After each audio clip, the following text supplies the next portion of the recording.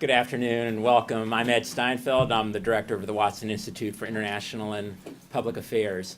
It's my honor and my pleasure today to welcome His Excellency Prime Minister Rui Maria de Araujo, the Prime Minister of Timor-Leste. I will give a very brief introduction of Prime Minister Araujo and introduce some of the rest of his delegation, and then we will continue with the program for today. Prime Minister Araujo is the head of the 6th constitutional government of Timor-Leste. Prior to becoming Prime Minister, Dr. Araujo was appointed as the first Minister of Health in the first constitutional government of Timor-Leste in 2002. As you all know, Timor-Leste achieved its independence from Portugal in 1975, but very soon after was plunged into conflict with the invasion and occupation by Indonesia. During the course of the independence movement, Prime Minister Araujo simultaneously got his medical education and also was an important participant in the student independence movement and served as a member of the National Student Resistance. I would like to go on at length about Dr. Araujo's accomplishments, his degrees in medicine and public health, his service to the country, but in order to keep my remarks short, I'll very briefly also introduce, sitting at the table, Minister Janana Guzman. Minister Guzman is currently Timor-Leste's Minister of Planning and Strategic Investment. He has served in that position since 2015. But prior to that, Minister Guzman served, as you all know, as the first president of Timor-Leste. He served from 2002 to 2007, and he became the 4th Prime Minister of Timor-Leste and served from 2007 to 2015. Again, as you all know, Minister Guzman was the leader of the independence movement from 1978 all the way through 2002. At this point, what I would like to do, without further ado, is turn over the podium to Prime Minister Araujo, who will describe for us his own insights in the process of nation building, nationhood, and the sustenance of democracy in an extraordinary period of independence and transition. Prime Minister Araujo, thank you so much for coming today.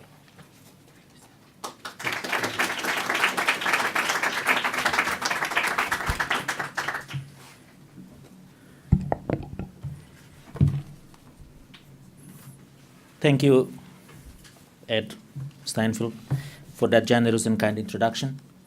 And thank you, all of you, for this warm welcome to Brown University and the Watson Institute.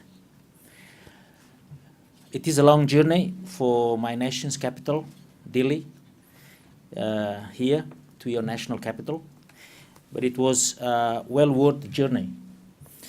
Rhode Island is a place founded by outcasts, the refugees, brave people seeking freedom from persecution, and who knew that after decades of resistance, there could be only one name for their capital, Providence. Perhaps that is why there has always been a special connection between Rhode Island and Timor-Leste.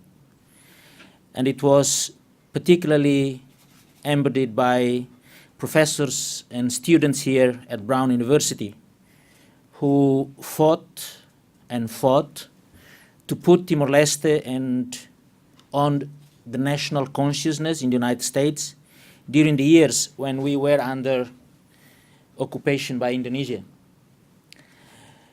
Brown in the 1990s was a remarkable hotbed of international activism, a place where signs and posters were always stapled up on the message boards in Fancy Hall, urging activism at the United Nations. The resistance years in Timor-Leste were difficult years, bloody years, where we lost almost 1/3 of our population. But never did we lose hope or lose faith. At that time, we would hear over the radio and read in the newspapers the debates in the United States over what to do about the Indonesian occupation. It was Rhode Island's elected leaders like Claiborne Pell and Jack Reed who again and again stood up when so few were willing, and they advocated for the United States to do more, to push more, to lead more, to ensure an end to the occupation of our tiny country and the restoration of our independence. And early this year, when I finally had a chance to thank now Senator Jack Reed in person, he told me the story of how he first heard about Timor-Leste's struggle when a group of students and professors from Brown University came to see him at his little district office in Canston. So, really, let me also say, as the Prime Minister of Free Timor-Leste, thank you, Brown University.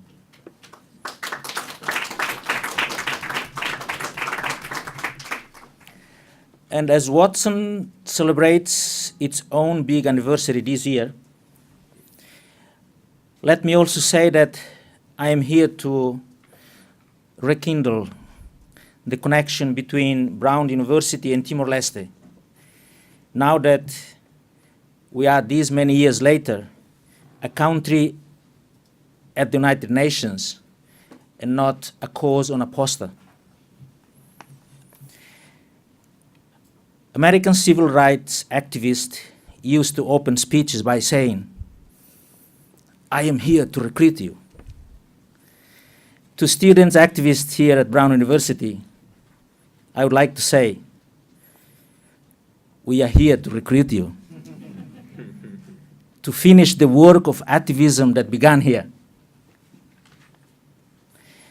The very values which the Watson Institute helps to promote through thoughtful discussion in a complicated world, not a Cold World war where the choice is between two ideologies, but a world where more and more the dividing lines and choices are between successful states and failing states, stability and chaos, the rule of law versus the rule of force. These are the values which animate my young country, Timor-Leste. I'm here speaking for not just a young country, but a young democracy that wants to move from being a post-conflict state to being a successful state. A country that wants self-sufficiency, not charity. And a country that believes in the rule of law and the promise of the rules-based architecture, because this is how we restored our independence and our sovereignty in the first place. It is easy to forget, but I know many of you remember. 14 years ago, the world descended on Timor-Leste to welcome its newest sovereign nation, born of a bloody quarter-century of occupation, but met by determined resistance. Coincidentally, it was a time when so many questioned the relevance of international institutions in a post-Cold War world. But leading thinkers here at Watson and Brown University knew those institutions were indispensable and could be modernized for a new era. And Timor's independence demonstrated that solutions to seemingly intractable problems were within the world's grasp. Presidents and prime ministers were proud because a United Nations force had helped stop the killing and successfully midwifed our transition from occupation to independence. The United Nations Secretary General Kofi Annan said at that time, and I quote, "Never before has the world united with such firm resolve to help one small nation establish itself," end of quote. But other words from Secretary General resonated strongly with us. And I quote again, "Independence will not mean the end of the world's commitment to you," end of quote. Now, friends, ladies and gentlemen, we are here because now, in peace, as it was in war, we again turn to thoughtful people throughout the United States and at Brown University to help us complete our long journey to independence. What we need today is also what we can offer the world. Renewed proof that while many question the efficacy of the international order, the rules-based architecture can still achieve fairness, self-sufficiency, and sovereignty. We'll have a chance to discuss all of that later today and to discuss our efforts under the United Nations Convention on the Law of the Sea to at last establish permanent maritime boundaries and end the crippling uncertainty for our economy. We will also, I hope, talk about the fact that this is also a regional geostrategic weakness, not just for us in Timor-Leste, but also for the United States. If differences in the Timor Sea can't be resolved at the negotiating table using the global architecture, why will anyone in our neighborhood believe that far more complicated challenges in the South China Sea can be resolved at all? But more than that, I hope together again we can prove something to the world. We achieve restoration of independence because the international system worked for a tiny new country. Look around the world today. South Sudan, Libya, Syria, you name it. A lot of people are asking if the systems work today. They are asking if we can create order out of chaos. They are asking if the community of nations is only good at the beginning of things. In Timor, we can prove that the world has a longer attention span than that international architecture can still deliver. That's the assurance that I hope to bring back home to Dili. I will return home to a proud country where we have a 20-year economic development plan. And Secretary of State Clinton, now the presidential candidate, called or named our strategic development plan as a model for country-led development. But I return home to people who understand that if we can't count on the economic resources under our ocean, then we can't keep pace with our immense development challenges. More than 60% of our population is under the age of 25 and in need of sufficient food, education, healthcare, and jobs. We must meet these challenges to transition from fragility to self-sufficiency. And we can meet this challenge with your help. Independence does not simply happen. It took a long struggle. It took the efforts of so many hands, including yours.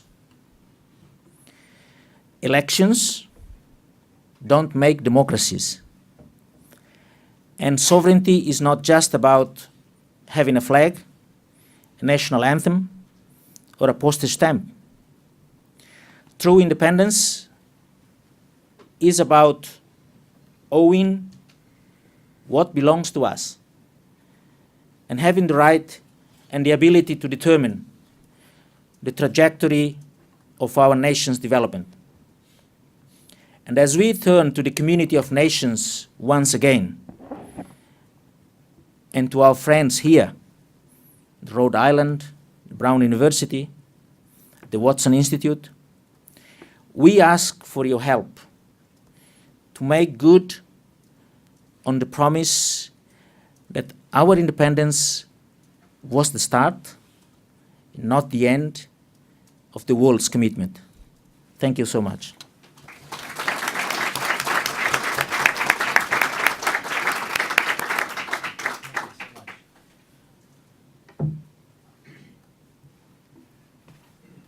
Thank you very much, Mr. Prime Minister. As is our tradition here at Watson, when hearing a talk by a thought leader, scholar, and in this case, national leader, we always have an academic discussant for some brief comments. So at this point, I'd like to turn the conversation over to Professor of Political Science and International and Public Affairs, Rob Lear.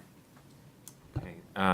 Thanks, Ed, and thanks so much, Mr. Prime Minister, as well. This has been an extraordinary pleasure and privilege. I actually first got to know the work of Xanana Gusmao not as an independence leader, but actually as a poet. You may not know that he is an accomplished poet, but I first read his work as an undergraduate in a class on, I think it was called post-colonial poetry or something like that. I tried to dig up my notes from that class in preparation for this talk.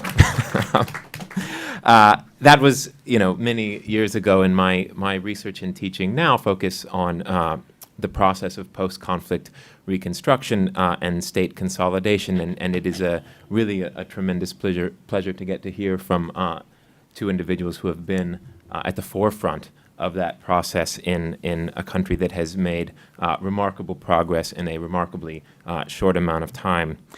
I also think this is an extraordinary opportunity for those of you who are students to hear about what a critical role students can actually play in a real-world process of independence and post-conflict reconstruction. Brown really did play a pivotal role in East Timor, and if you're ever wondering, what can you really do as students, what are you actually capable of, I think that Brown's role in East Timor is evidence that you can do a lot.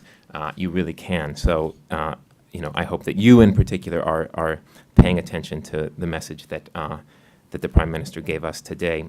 So I'll just give four, I suppose they're questions or provocations or interventions or whatever you want to consider them, and mostly just to hopefully spark further conversation. And the first two arise sort of directly out of my own interests as a scholar, and then the latter two are, I think, just more questions of more general interest. So East Timor, I got to learn about East Timor as a case of UN trusteeship, as a case where the United Nations intervened not just to separate the belligerents in an armed conflict, but actually to take over the reins of government in a way that really was atypical in the world. And there have only ever really been a couple of other instances where the UN has exercised quite a heavy hand in a country in which it has intervened. And I think the conventional wisdom, certainly at least within academia, is that East Timor is a cautionary tale. That East Timor is an example of what can go wrong when the UN exercises too heavy a hand, right? When it intervenes with too tight an embrace. And I just wonder, I'd be very curious to hear from each of you what your perspective on that particular issue is. And I ask that mostly because the UN didn't end its mission until 2012, and looking at East Timor today, it is a vibrant democracy, which is not something you typically see in a post-conflict country. And that makes me wonder, is it the case that East Timor looks the way it does, that its democracy is of the quality that it is, in spite of the UN intervention, or perhaps in some respects because of the intervention? And I'm just curious to hear your thoughts on that. My second question sort of follows from my first, and I think one of the difficulties that the UN faced intervening in East Timor was that it didn't understand the variety of different institutions that already existed on the ground in East Timor when it arrived in the country. I think there was an assumption that East Timor was sort of a tabula rasa, that it was a clean slate upon which the United Nations could build institutions of its own design, when in fact there was obviously an extremely vibrant political, social, and cultural life already in existence in East Timor. And to me, two of the most interesting aspects of that life, one is the coexistence of a justice system, a formal justice system, with a really robust informal justice system grounded in clan houses and other traditional institutions of dispute resolution. And finding a way to reconcile those two systems of adjudication, those two systems of rule of law, I think has been a particular challenge for East Timor. And I think we're increasingly recognizing as an academic and policy community that it's a challenge in a lot of post-conflict settings. It is not an exception to see these two types of institutions coexisting. In fact, it is the norm, and it is a real challenge. And I'd just be very curious to hear from each of you how East Timor has managed that challenge and what really is going on right now, and simultaneously managing the challenge of creating a separation of power between the military and the police, another issue that I know has been a recurring theme in the post-conflict reconstruction process in East Timor. Two more, and then these will be very brief, I promise.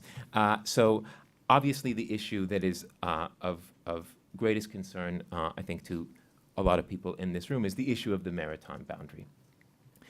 Now, regardless of the merits of the case, and I suspect that most of us probably agree on those merits, one thing that is interesting about this issue is that East Timor remains a very resource-dependent country.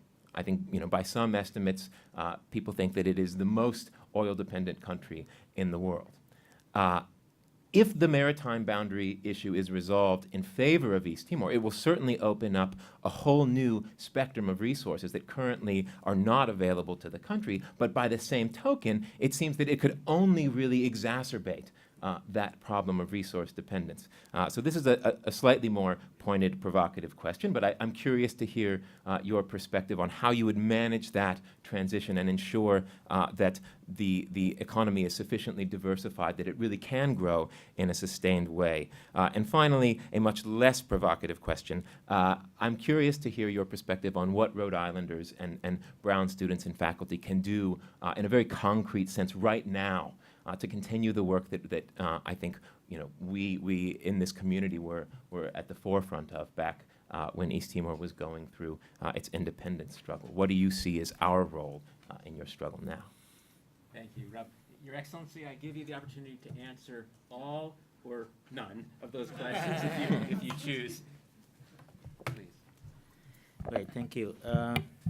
I think I'll start by making some comments on the questions that were raised, and then I'll ask Minister Xanana Guzmão to also contribute to that. The experience that we had with the United Nations, I think your comment, Robert, was correct, but it was not only the United Nations. All the international institutions came to Timor with a mindset of tabula rasa. And to some extent, we would understand that, because if you recall it, the destruction that was caused by the withdrawing forces from Indonesia was huge. institutions were not left in the country at that time. Infrastructure was destroyed up to one of the assessment missions done by the United Nations and the World Bank jointly talk about 70% of the infrastructure were destroyed. So in a sense, it is understandable that the United Nations mission would come in and in the face of all this destruction will take it for granted that it was a tabula rasa. But I think your comments were right. Culturally, socially, and particularly politically, the impression that we Timorese, but I would leave this to also Minister Shanana to make comments on that. We got the impression that all the efforts of struggle that happened throughout 24 years was kind of sidelined by the United Nations, and the United Nations was kind of showing itself as the savior of the country. So that kind of behavior had a lot of implications during the transition period. At that time, administratively, the United Nations established 2 transitional administrations. The first one with a consultative council where Minister Shanana was part of it, and then 1 or 2 Timorese were invited to be part of what was called a cabinet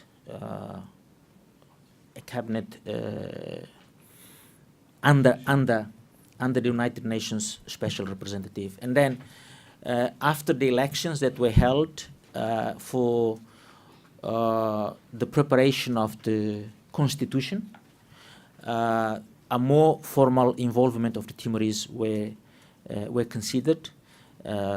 Political parties that ran for the Constituent Assembly were invited to be part of the government. And at that time, I was invited to join as the Minister for Health. And just to illustrate the kind of mindset of tabula rasa, during the Indonesian occupation, a lot of Timorese were trained as nurses and midwives. Only a small number were medical doctors. And the experience of health management and administration was not that robust there, but some of us were part of the process. And when the transition went in, they brought the health service provision was practically done by NGOs. And many Timorese felt like you are the owner of the house, but a neighbor would come when the house was burnt and then take over the management of the house. So the relationship was quite tense. But in health, we managed to convince people from the United Nations that despite the fact that technically our capacity was very limited, but it's very important to open up the participation of the Timorese, particularly in establishing the foundations for the new health system for the future. And luckily, the United Nations kind of official working in the health sector was open to that. So we managed from very early to be part, the Timorese, to be part of the establishment of the health system, which at the end, in my view, contributed to the sustainable achievements that we had in the health sector. You may remember, for example, just last week, the Lancet published a multidimensional study about health achievements in many countries, and Timor-Leste was considered as the country that progressed most in health achievements from 2002 to 2015. So I think your Your comments about the United Nations coming in and considering tabula rasa, and I think is very relevant. But for more additional comments, I'll ask Minister Shanana to make comments on that. Now, I noted down a few more points here. The justice sector. It is indeed one of the things that we are now revisiting. And if I may make this comment, within our constitution, the state of Timor-Leste has 4 main pillars. One is the parliament, the second is the government. First is the presidency, the second is the parliament, third is the government, and then the fourth is the judicial system. Now, I would be very honest to say that during the last 14 years, the pillar that is still very weak is the justice system. And that is related to the institutional capacity itself and also the service delivery, in the sense that the justice system is not responding adequately to the needs to seek justice because everything is formalized. The informal justice system is there, but it's not being acknowledged as part of the process of justice service delivery. So we are revisiting that and see what can be done to accommodate. Now, in terms of maritime boundaries, I think your question about if we get more resources, will it not exacerbate the dependency on oil? I think we are fully aware of the implications of finite resource countries. The resource scarce, the Dutch disease, all these technical terminologies, we are fully aware of that, and that's the reason why from the very beginning we established a petroleum fund, and the access to that fund is always linked to our strategic development plan and through our planning and budgeting process. Of course, that does not solve the problem of oil dependency, but what we are doing now is that our strategic development plan focuses on 2 main investments that we need to do in order to diversify our economy, because we realize that we cannot depend on oil and gas for long. So policies to diversify our economy are now being put in place. But in order for us to achieve the economic diversification, we have to invest in 2 big areas: basic infrastructure and human capital. And when we talk about human capital, it includes education, health, nutrition, and the other aspects of life that could enhance human capital and human productivity in the country. So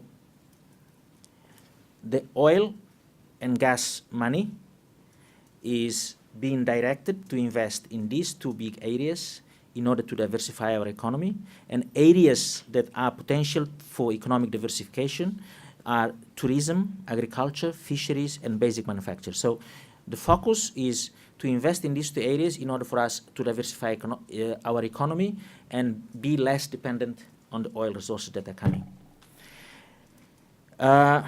On the concrete question of what role Rhode Island and Brown University will do, I think we don't need to reinvent the wheel. You've done that in the past. Talk to your elected officials, bring up the issues with Congress people, with senators, because we are at the stage where the next coming 12 months would be very crucial, in the sense that you may have heard already, Timor-Leste resorted to a compulsory conciliation mechanism under the United Nations Convention on the Law of the Sea. We had that process went through the PCA, and the compulsory conciliation commission had decided that they have competence and jurisdiction, something that was challenged by Australia when we started the process. And during the next coming 12 months, the compulsory commission, the conciliation commission will have to listen to the arguments of both sides and help find a solution. If there is no negotiated solution, then the conciliation commission will submit a report to the United Nations Secretary General, and the recommendations coming out from that report will have to be used by both parties for further negotiation. So during the next coming 12 months, we think that are very important, that all the friends that we have talk to Australia and ask them to sit with us and discuss on the basis of international law. And that is where I think the United States government, the elected representatives, would have a role to play, as it did in the past when we all advocated for our independence.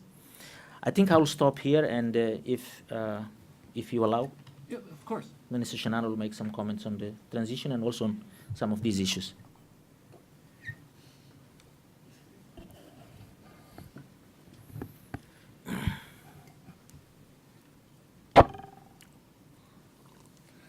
Thank you.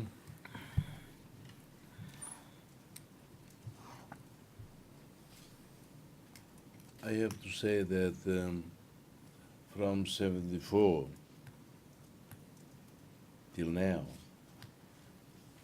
analyzing the character of our people, we can say that we have a virtue, Virtue. the only one. We are sinners, we are everything, but at least we have a virtue. The virtue that helped us also to be persistent in our struggle was and is, after a period of time, we go back, analyze the process, and we take lessons. In the good, in the bad, we analyze and we progress by correcting or by improving. Yes, it was the first time that UN played this kind of role in a nation. In the beginning, we were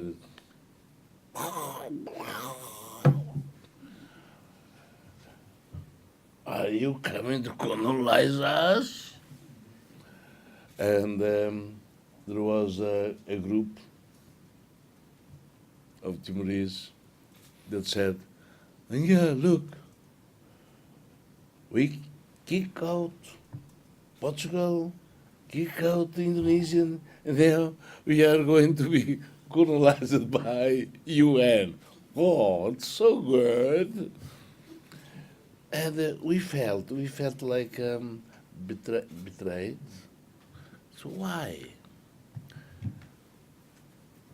And we started, as Prime Minister mentioned, we started to demand that some of our people we called at the time Timorization. And yes, put some leaders there, put some others there. And because they started to to make all the regulations or everything. We said, ah, no, no, no, no, no, no, no, no. We have to say, we have to have a say. And they established a council, and like a pre-parliament. Ah, no, no, no. It is against our. It is, and we approve or we correct and we send back, and we could accept the regulations. Well, was bad.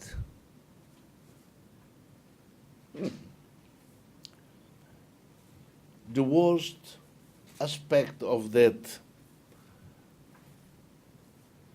transition was that every 6 months we had to go with them to pledge for millions of dollars To beg, to Hmm? beg. to beg, yeah, to beg, crying. Oh, people are suffering, please help us. To pay them. Only, yes, this is the worst part of the situation. But, okay, by time we started to recognize that we were not prepared to put things in the right place. Well, going. They facilitated very well. And when they finished their work, it was a mix of satisfaction and with a sentiment of it should not be like this. But I have to tell you that, and they said, UN said, it was a successful case. We are part of this.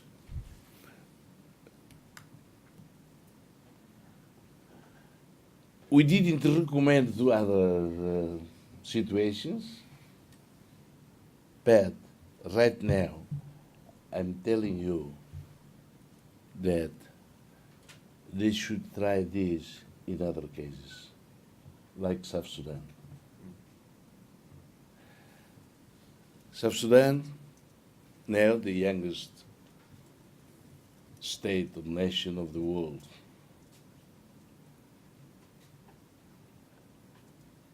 They got the independence. We all applauded. We sent a mission to participate in the celebrations.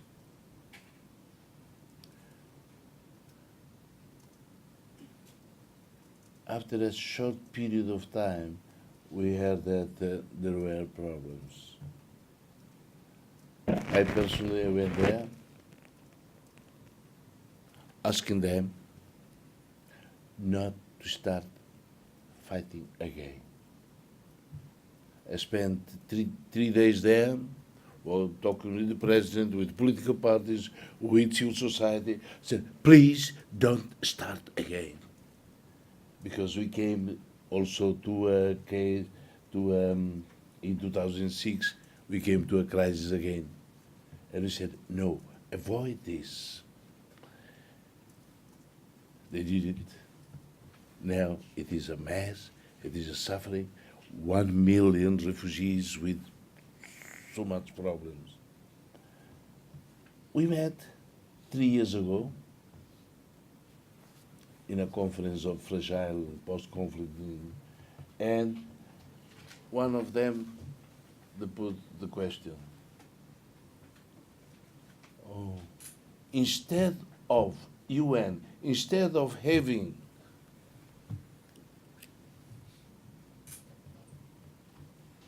tanks and well-equipped military people there just to go around, if they trained us how to design a state, how to put institutions on place, maybe we would not go to the conflict. That is why I believe that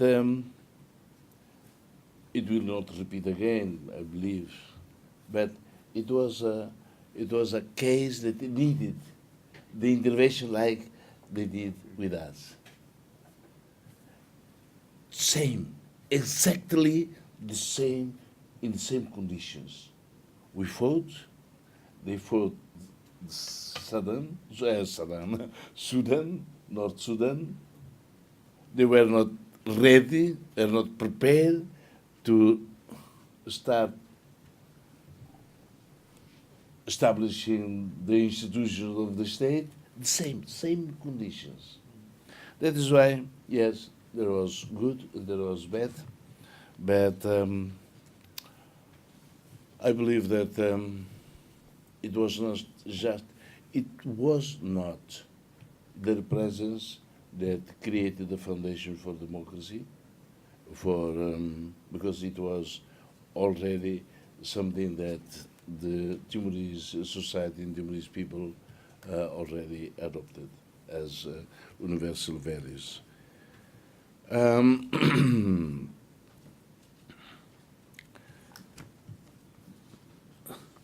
One funny thing was, our people at the time also majority was illiterate, but at the time they could enunciate or enumerate all the countries of the world because of the presence of UN police, UN from all the corners of the world. Well, resource dependent. Yeah, as Prime Minister said, now we are preparing the basis for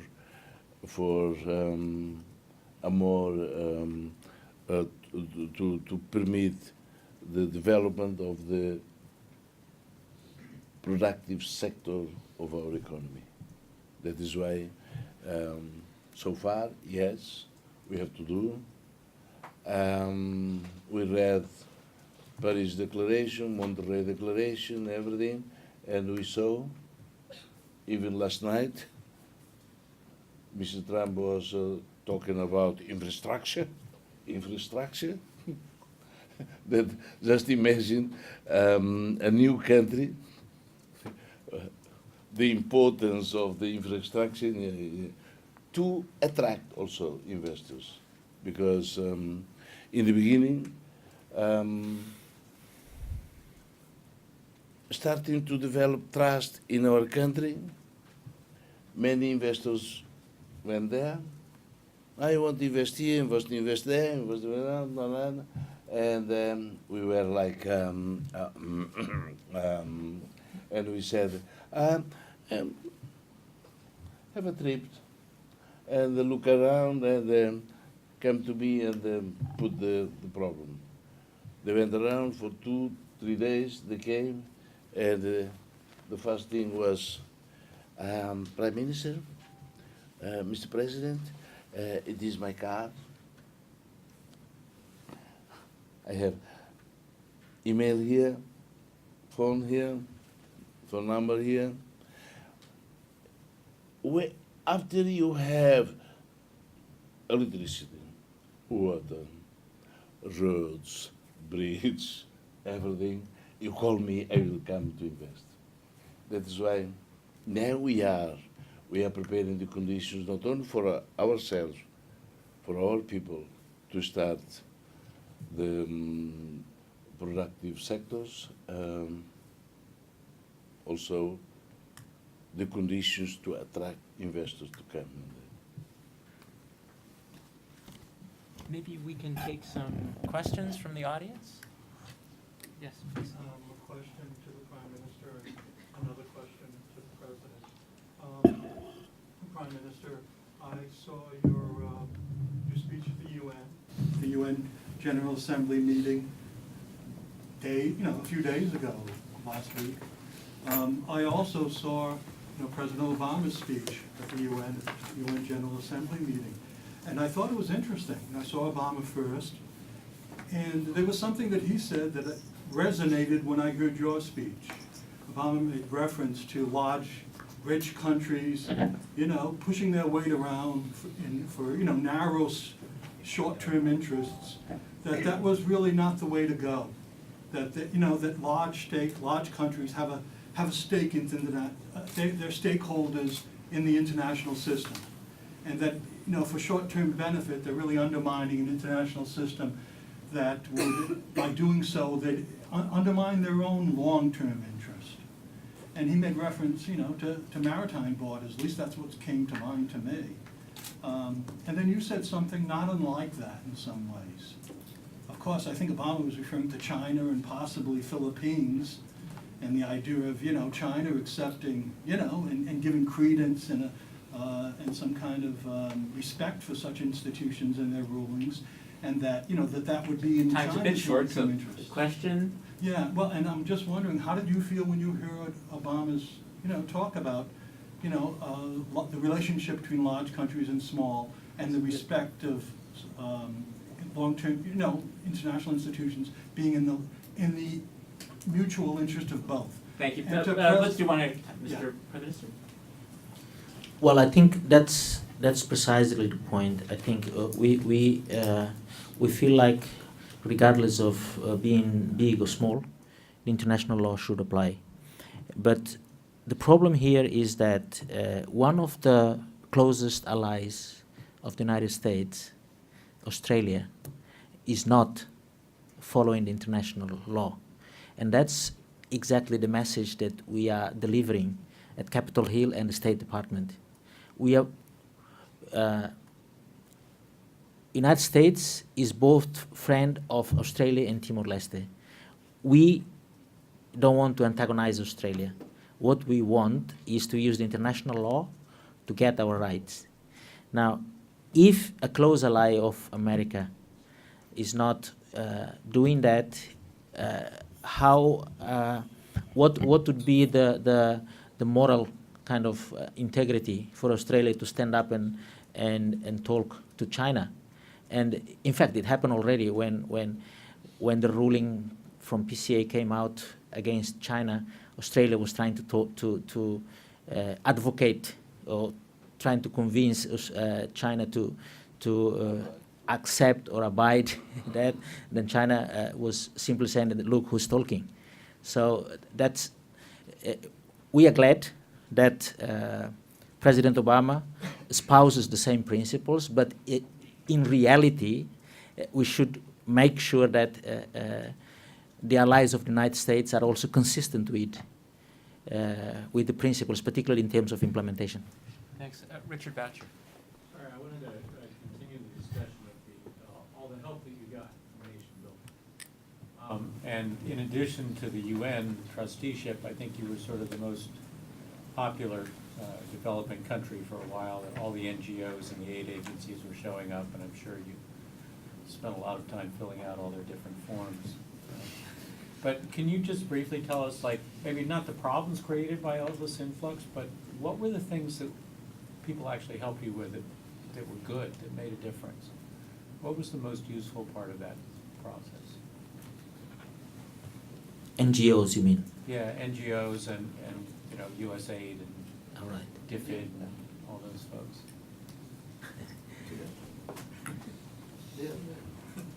Now, all the good. The good thing is that we get to know the systems and procedures that each of those NGOs and agencies use. That's one of the good things, because to some extent, by knowing that, will help us kind of make decisions which way to go. And the second thing that is good is that despite the fact that there is no empirical evidence on that, but anecdotally, up to 60% of the funds that are channeled through UN agencies, NGOs, and so on, will come back to the donor country. That's anecdotal. There is no research yet, and I think if Brown University would be interested in doing some research on that, we'll be more than welcome to do that. Confirm. We'll be more than welcome to do that. But despite the fact that only up to 40% of those funds benefit the community, it's good to have that kind of intervention there, because it opens up people's perspective, and the interaction between the agencies and the community. We think that it's a good exercise, particularly for a country like Timor-Leste that came out from conflict. It's good to have that type of interaction. And this is the problem. This is the problem, and that is why we use all the donors to, I don't say obey, but to put their programs under our national program. Because if not, we do something here, they do there. Align their programs to our national meaning annual national. Because if not, we are in a. And just to tell you about the 60%, when we came to a crisis in 2006, 2007, many, because at the time houses burned, we killed more than 100,000 internally displaced people. UNDP went there and they said, UNDP and the others said, you need 10 years to recover. And because of the experience with Untitled, we said no. 1.5 to 2 years, like motivating us to do. And we did. We started. It was a difficult process, but we achieved. It's just in the end, they said, we can help you. And the Minister of Solidarity, dealing with the problem of displaced people, came one day to the Council of Ministers, like she was willing to talk, and I said, Minister, do you have something? Oh, I have to announce that the UNDP will help us with $1 million. Good, very good. It is to finalize your job. 3 weeks later, when she came to the Council of Ministers, already like, I said, are you sick? No, I am sad. Why? We started the discussion with UNDP to help us to do, and you know how much I could get from this help? How much? 100,000 from 1 million. What? We all, what? Yes, because all the money will go to the project manager, who helps the project manager, and everything. And we decided, don't accept. Tell them to keep the $1 million and send to other countries, like this. That is why this is the problem of the fragile countries or underdeveloped countries. We have already with the UN, we put a new concept, New Deal. And in the New Deal, we say, nothing about us without us. Means that they have to consult what you need. Yes, we need your help, please come, but not like this.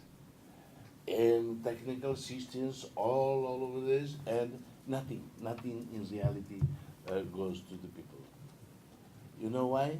Because we are lucky for being independent in this globalized world. A representative, a special representative of Secretary General went there for 1 year and a half, tried to, but we went to the internet. She was in Afghanistan, helping the kids, the poor kids, with billions of dollars, and after they left, the kids, the Afghan kids, were poorer than before, like this.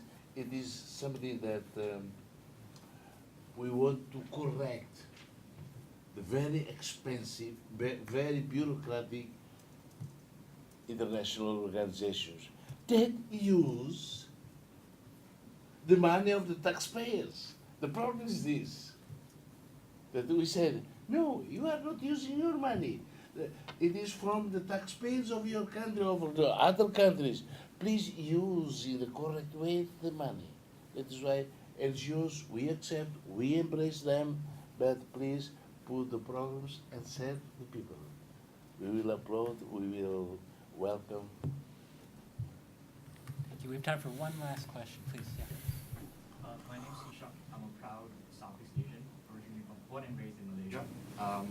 I'm surprised it hasn't been brought up yet, but I was wondering if East Timor has been reaching out enough to friends in the same region, and considering the backdrop of a renewed interest in East Timor being an ascension into ASEAN. I was wondering if that has been done yet, and that brings up to my second question. Could ASEAN be of a significant factor to help East Timor transition into a self-sufficient economy? And maybe let's forget one more question, more student voice. Please, you got your hand up as well? Yeah. Mr. Prime Minister, thank you for sharing. I just have a very quick question. Like you said, elections don't make democracy.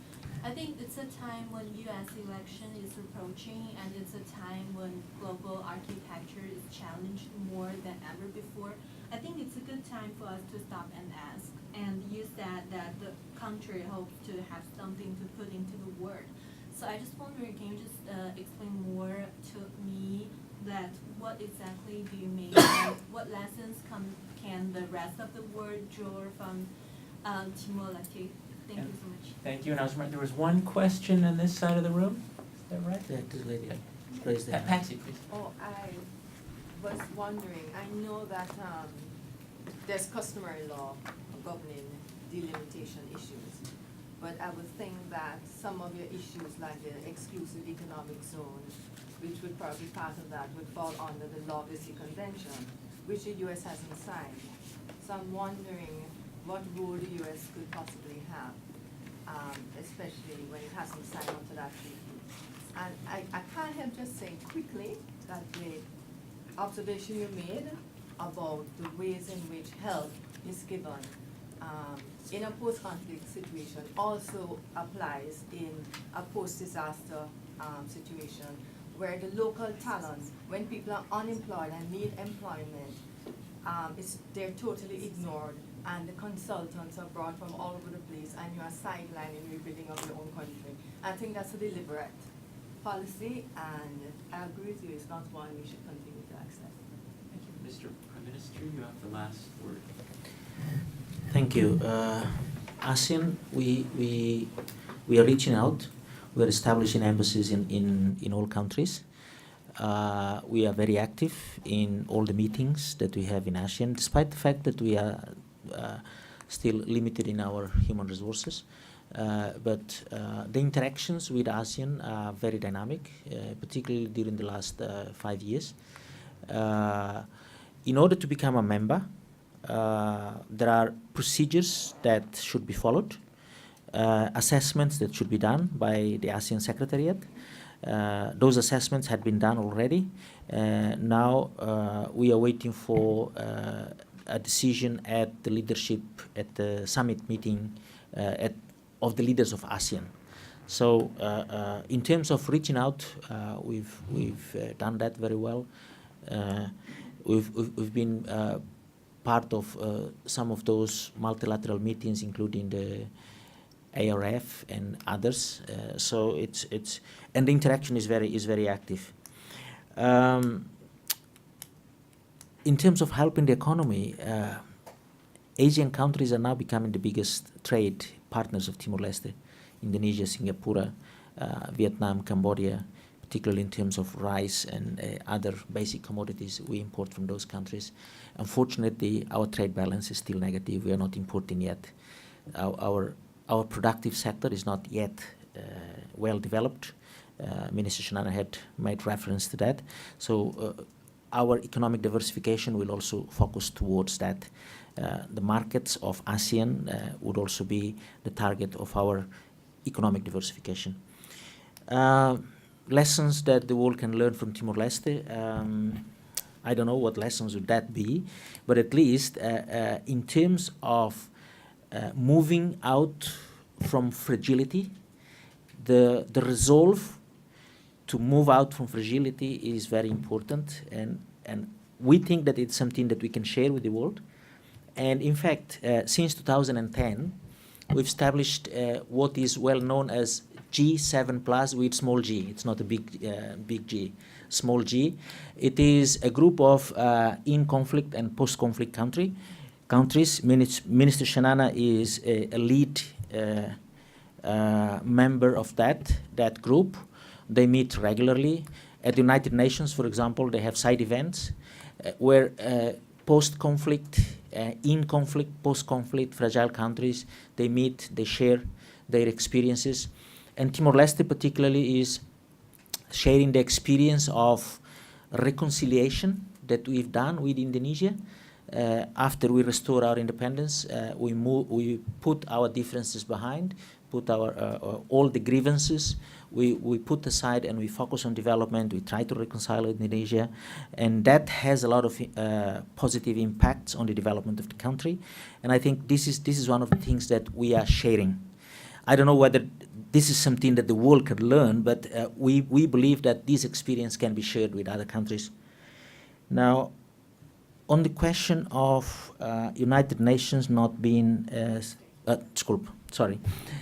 United States not being a signatory of the United Nations Convention of the Law of the Sea does not preclude the fact that the principles enshrined in that convention should be followed by every country. So what we're saying, particularly our friends at the State Department and Capitol Hill, is that we understand that you haven't signed that yet, but it is an international principle that should abide. And the point of contention here with Australia is Australia insists to use the principle of continental shelf to delimit the maritime boundaries, whereas the principles advocated or enshrined in the United Nations Convention of the Law of the Sea is whenever there is a competing claim between two coastal countries within the 200 nautical miles, if there is a competing claim there, the principle that should be used is the median line. But Australia doesn't want to use that, even though the dispute that we have is within that kind of framework. Australia insists that it should be used continental shelf, and that's why they think that they are being very generous, particularly with the resource sharing agreement that we currently have with them.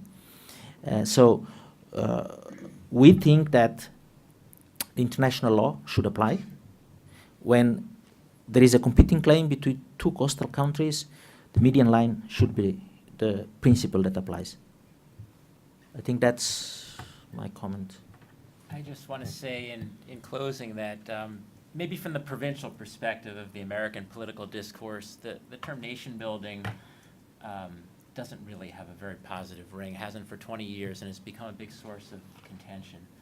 And I want to thank you, Prime Minister Araujo, and Minister Xanana Guzmão, for inspiring us and educating us and providing us with a completely different perspective about what nation building is all about, what independence is all about, and what post-independence reconciliation and development is all about. I don't want to add to your burdens, but I will say that in your actions in Timor-Leste, you also bear all of our hopes and aspirations for what development really can deliver and what justice really can deliver, not just in Timor-Leste, but everywhere. Thank you so much for coming to Brown.